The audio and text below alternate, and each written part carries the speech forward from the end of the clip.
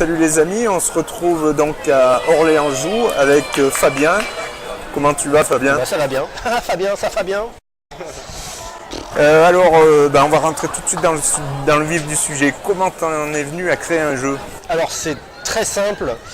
J'ai un ami avec qui je crée ces jeux qui s'appelle Yves Hirschfeld, qui est lui-même un ancien auteur de jeux, qui avait créé Ambition il y a de ça une bonne vingtaine d'années, me semble-t-il, avec un autre camarade. Et avec Yves, on s'est retrouvés sur des projets pour la télévision française à peu près à la même époque. Et ce qu'on a fait, c'est que on écrivait des choses ensemble, notamment plein de pilotes pour la télévision, c'était pour Canal+, me semble-t-il. Et puis on faisait les 400 coups ensemble, j'avais bossé avec lui sur d'autres projets télévisuels, de petites animations rigolotes. Et puis à force comme ça, il me dit tiens écoute on fait pas mal de choses ensemble, est-ce que ça te dirait qu'on commence qu'on travaille sur un jeu tous les deux? Et pourquoi pas, et puis c'est resté comme ça un petit peu dans les oubliettes quoi. Et puis un jour il a eu rendez-vous avec une personnalité du monde du jeu, un certain Monsieur Croc, pour lui présenter un autre concept de jeu qu'il avait. Et suite à cette réunion, je le regarde et je fais tu sais c'est drôle, tu devrais faire un jeu qui s'appelle Ta Gueule. Voilà. Et c'est à l'époque où on jouait encore au Scrabble, au Boggle, à tous les jeux trucs en Hull comme ça.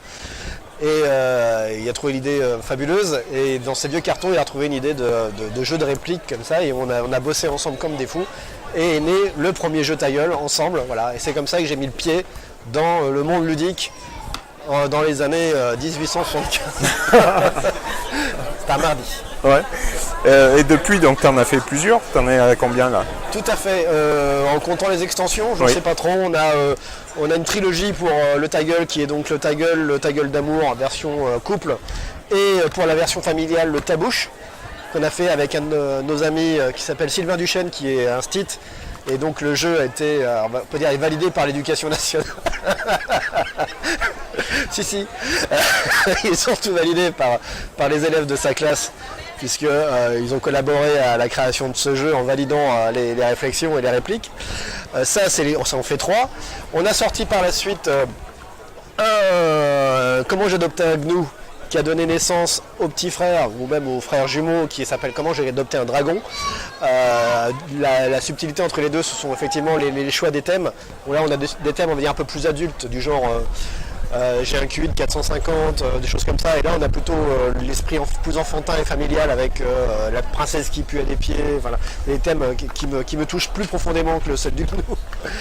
Et on a une thématique de jeu un peu différente, puisque là on a un dé de super relance dans le dragon qui pour moi fait tous les sens du jeu. On a fait avec Yves, bon là c'est un jeu de Yves, mais sur lequel j'ai collaboré un petit peu, qui s'appelle le Trocon, qui est un excellent jeu de tactique de cadavreski. Et le petit dernier il est ici, donc ça fait donc 1, 2, 3, 4, 5, 6, c'est le 7ème. Il s'appelle J'aime beaucoup ce que vous dites, qui est un jeu adulte pour pécho, dans lequel on va s'inspirer, on va être inspiré par des illustrations. On a une centaine d'illustrations, 110. On voit par exemple une voiture, voilà, des petites culottes, une caisse à outils. Et l'idée c'est qu'on a des questions existentielles de couple, du genre est-ce que tu pratiques des jeux érotiques? Et on va devoir répondre avec une carte en s'inspirant de la carte. Par exemple si j'ai celle-ci, voilà, je vais essayer de m'inspirer, voilà, moi tant que voilà c'est. Non, je vais rien dire, je peux m'enfoncer surtout. Mais voilà, on va s'inspirer de la carte, voilà, moi les jeux érotiques je m'en fous, l'important c'est d'avoir le coup de foudre dans le couple, voilà. Ça vaut ce que ça vaut, et on va gagner des petits cœurs en fonction de ça ou pas. Et il y a un autre jeu, ça c'est pour les éditions du droit de perdre, et le premier jeu qu'on a sorti avec Yves, entre temps, juste avant de sortir le Ta Gueule, c'est un jeu qui s'appelle Speech, qui est sorti chez Cocktail Game pareil en 1722, et voilà, c'était notre premier pied dans le monde ludique. Et juste après on a proposé le Ta Gueule à Mathieu Despnous. Il faut toujours citer Mathieu Despnous dans une interview. C'est comme Yann Parovel.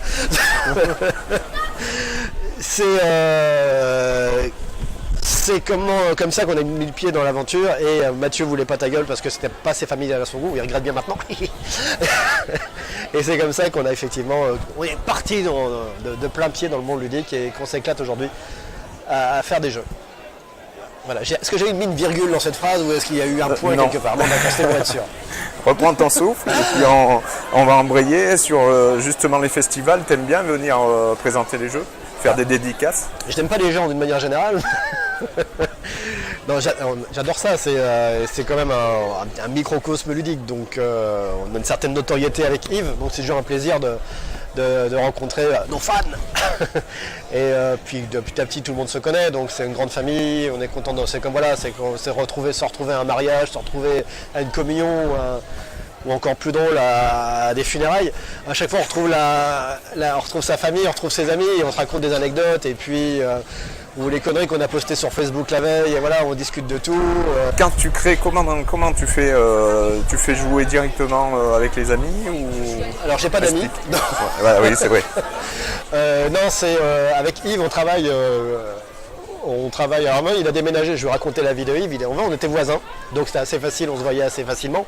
Et il a déménagé à La Rochelle. Moi, je suis en région parisienne, donc voilà, c'est assez difficile. Donc on travaille sur Skype, ou alors quand on prend le train pour se rendre, on était à Bruxelles la semaine passée.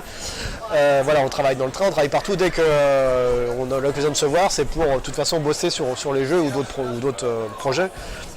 Et donc quand on est sur Skype ou par téléphone, on se connaît, on est des vieux amis, des vieux amis de 20 ans si ce n'est plus.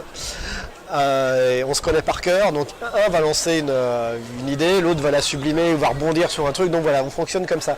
Et généralement quand on sort une idée, il faut qu'on sorte à peu près 200 idées pour en avoir une bonne, donc c'est pour ça, ça y va dans tous les sens.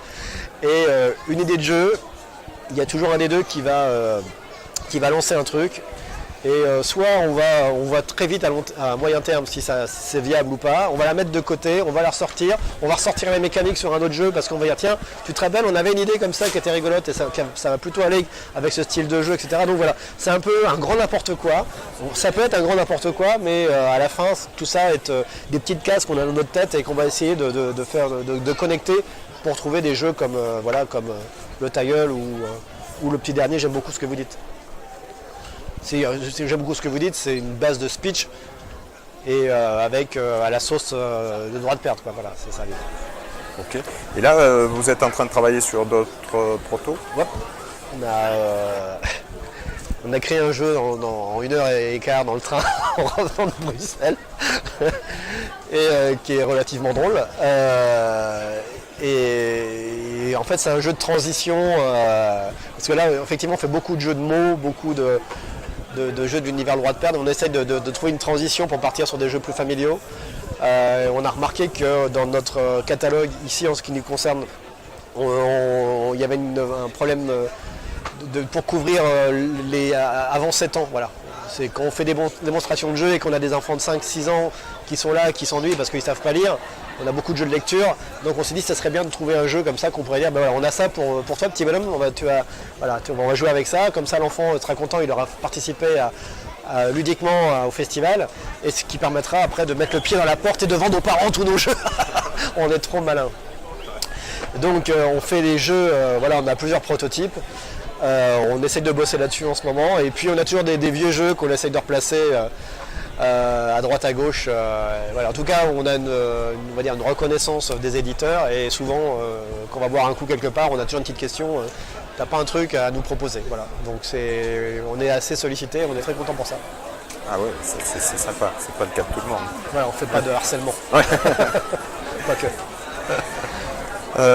Bien, écoute, je pense qu'on a fait le tour. Tu vois pas quelque chose à rajouter sur ta vie? Je vends une Fiat Panda, ouais. 174 000 km. Ça va intéresser du monde. Ça intéresse les gens. Voilà, et en euros, en ancien franc. Vous voyez. Une petite réflexion personnelle. Le monde ludique a commencé sans moi il y a quelques siècles, où il y avait encore qu'une centaine de jeux qui sortaient par an. Maintenant, il y en a plus de 1000. Donc c'est pas plus mal parce que bon, ça permet d'avoir un catalogue plus large, mais ce que je crains, c'est que justement plus on fait des jeux, plus on génère de sous, et c'est que le côté noir de la force vienne un peu assombrir ce milieu très sympathique ludique où, je l'expliquais tout à l'heure, on a l'impression d'être une grande famille. Donc voilà, il ne faut pas que simplement que les marchands du temple viennent saccager la bonne humeur du site. Voilà, c'est un peu triste ce que je dis, mais sinon voilà, c'est une réflexion qui est la mienne. Et je vous embrasse tous parce que je vous aime. Ben, on va terminer sur cette note positive. Salut Fabien. Merci Yannis, À plaisir. bientôt. Bah écoute, à la même heure, demain tous les quarts d'heure on s'appelle. D'accord, avec plaisir, Ciao. avec grand plaisir. Ciao.